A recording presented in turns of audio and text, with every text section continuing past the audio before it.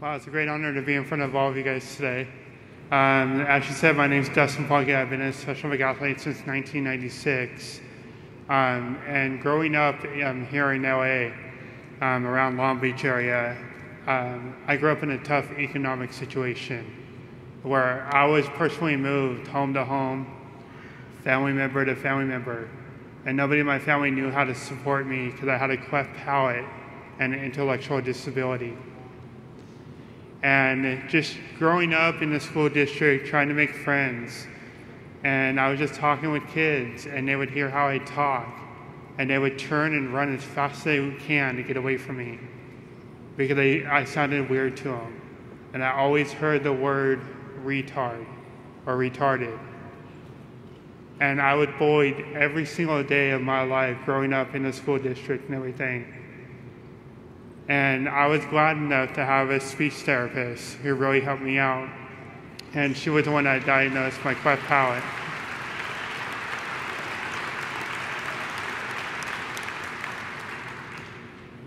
From there, I was hounded while I was playing Lakewood Youth Sports Program by a coach. He's like, you need to get involved in Special Olympics. I'm like, well, what is it? What's the organization about? Who is it for?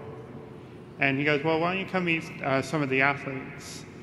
So before I even get into the building, I meet 3 athletes, and then their names were Mike, Sam, and Link. And they're like, well, we're going to go play basketball. How would you like to come play basketball with us? So I'm out there on the basketball court, and I notice they got the same skills as me. They talk just like me. I'm like, okay, guys, let's take a timeout. Why did you join Special Olympics? And each one had the same answer, because it's the second family. Where now today I have 4.2 million brothers and sisters, all the athletes in 177 countries in Special Olympics. Thank you.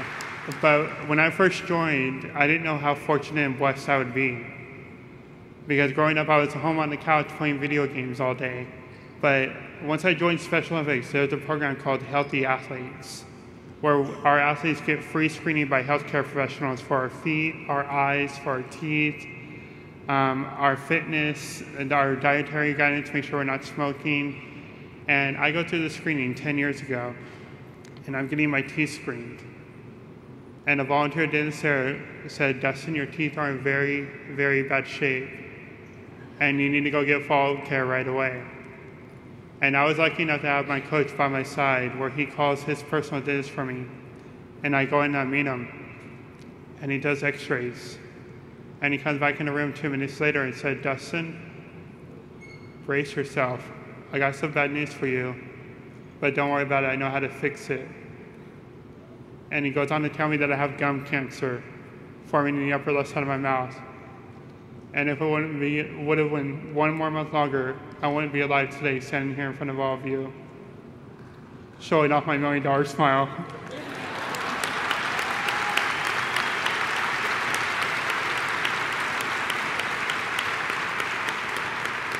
But fast forward my life 10 years, and now I'm an athlete who is very proud of Special Olympics, and really lucky I get to talk to teachers, healthcare professionals, and everybody in this room today, sharing my personal story and how each one of you can make a difference in a person's life with intellectual disability, like my coach and my speech therapist did for me.